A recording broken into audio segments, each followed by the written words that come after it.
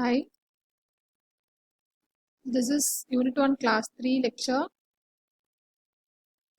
and today we are going to discuss about Arrhenius equation and collision theory. So the previous class we have discussed about the rate of a reaction and the factors affecting the rate of the reaction. Here we mainly discuss the temperature dependence on reaction rate. The rate of a chemical reactions are highly sensitive to temperature. When you increase the temperature, the molecules goes to excited state. As goes to excited state, effective collisions will take place and the reaction rate increases. Where does the temperature dependence of kinetics come from? The rate equation is rate is equal to K into A to the power n. Where does the temperature come from? The temperature dependence hidden the rate constant K. So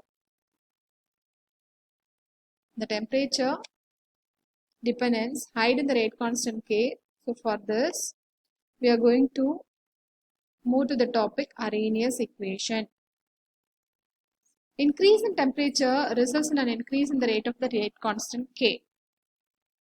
This Arrhenius equation explains why this relationship exists. K is equal to A into e to the power minus EA by RT. This is Arrhenius equation, where K is the kinetic rate constant at temperature T, E is the activation energy, and this is the new term where we'll go in detail about this activation energy. And R, we know the universal rate constant, gas constant, and T is the temperature in Kelvin, A is the collision frequency factor, and E we know the base of natural logarithm. So when we integrate it, ln K, the equation becomes ln K is equal to ln A minus EA by RT, and the ln and E will get cancelled. So the equation becomes ln K is equal to ln A minus EA by R into 1 by T. So now what is activation energy? It's the minimum amount of energy required for a reaction. It is denoted as the symbol EA. Take an example. A ball cannot get over the hill from it does not roll up the hill with enough energy. A reaction, in a similar way, a reaction cannot occur unless the molecule possesses sufficient energy to get over the activation energy barrier. So next, experimental measurements of frequency factor and activation energy. So this is the integrated form of Arrhenius equation, and if we rearrange it, ln K is equal to minus EA by R into 1 by T plus ln A. If we draw the graph between ln K and 1 by T, it gives a straight line with a slope of minus EA by R and the intercept is ln A.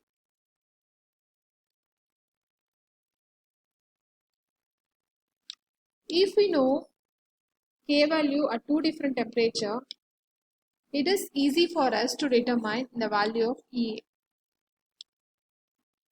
So we have to write the equation for the temperature T1 and T2.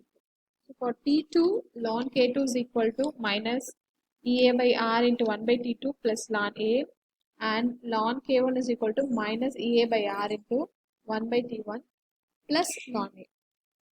Rearrange the equation, and at last the equation becomes ln K2 by K1 is equal to EA by R into 1 by T1 minus 1 by T2. So from this equation, we know the value of K at two different temperature, and we can also able to determine the value of activation energy. So what is the activation energy of forward reaction and what's the activation energy of reverse reaction? So for exothermic reactions,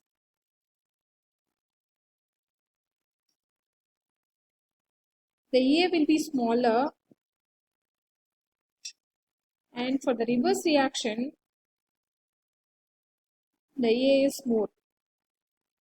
Since the heat is released during the reaction, the product have low energy values when compared to the reactants. It is just opposite to the endemic reactions. The EA of reverse reactions will be more than the EA of forward reaction. Since the heat is absorbed for the reaction to be taken place. Here the difference in the heat energy can be denoted as delta H, the change in the enthalpy. What is a catalyst? A catalyst is a chemical substance which increases the rate of a reaction by providing an alternative mechanisms which lowers the EA value. If the molecule possesses sufficient energy to get over the activation energy barrier, will easily get a product. If it can't, then we have to use catalyst to cross over the energy barrier.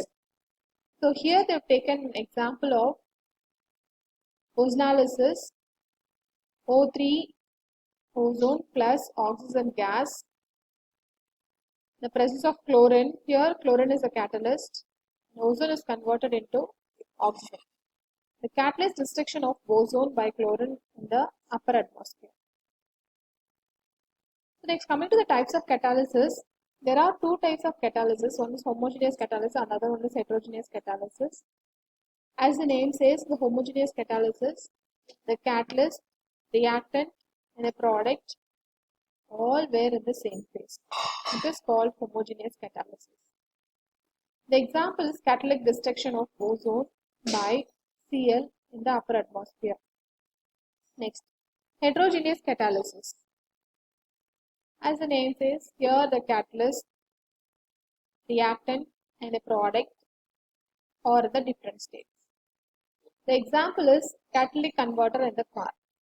Here, this reaction, the catalyst, mainly metals, platinum, rhodium, palladium, are in the solid state, and the toxic gases are the gaseous state. And the other example is hydrogenation of oils, and this is an example of gas and liquid phase. This is the pictorial representation of homogeneous and heterogeneous catalysis.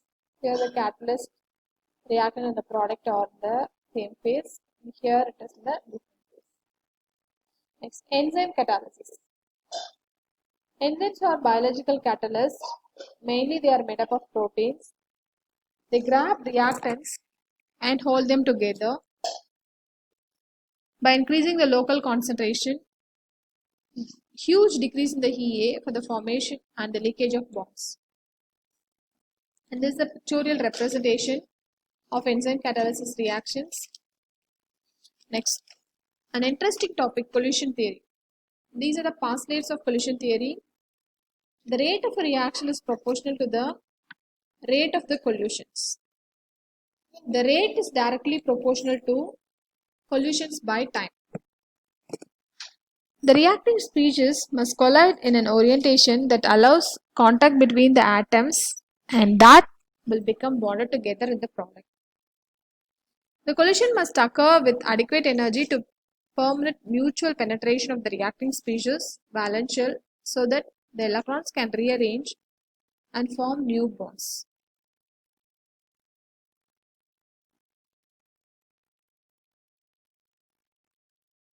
Let us take an example of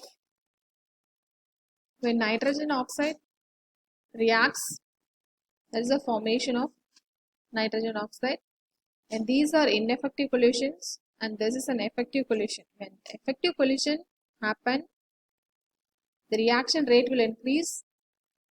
Within a fraction of a second, we'll get a product. These are the questions which you can expect from this topic. And from this lecture, you can able to know about Arrhenius equation collision theory. Thank you.